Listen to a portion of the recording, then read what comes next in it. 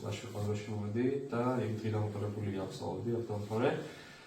უფრო გახსნილი ყოველდღე ჩამოვედი ალბათ, გარეთ და ბევრი მოგება მაკავშირებს სამსხოლასთან, ძალიან ბევრი დადებითი, ძალიან ბევრი მომცემ სკოლამდე და ჩამოვაყალიბა იმ ადამიანად, ვინც ვარ.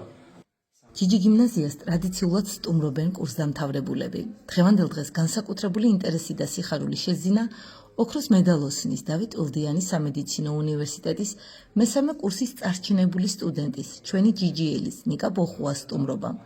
ნიკა მომავალი ნევროპათოლოგია. იგი საინტერესო პრეზენტაციის წარსდგა უმცროსი თაობის წინაშე. გაუზიარა სტუდენტობის დროს დაგროვილი ცოდნა და გამოცდილება.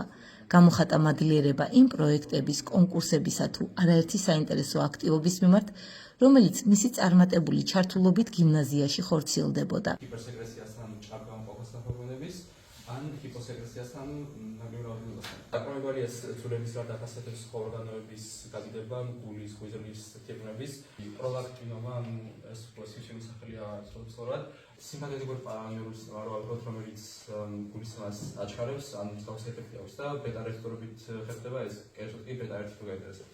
ასევე ფიზიოლოგიებს გლუკოზის დონის გიზდის, კერძოდ ამას ორი თითახერხებს, ერთი არის გლიკოგენოზი, ანუ გლიკოგენი რაც შენახული არის იმას დაშლის.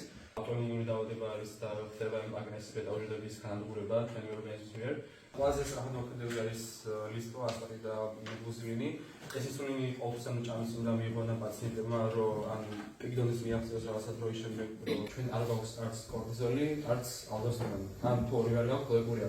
ნუ ეს ძირითადად სისხლის დაღლობაზე მაშკება და კუნთების სტილი აქვს.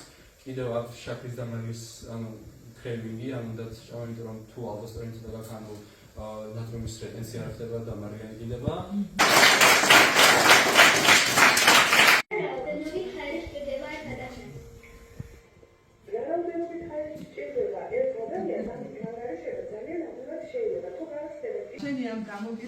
გავიხსენეთ ჯიჯიში ერთად გატარებული წლები, არაერთი ღონისძიება, სახალისო ისტორიები.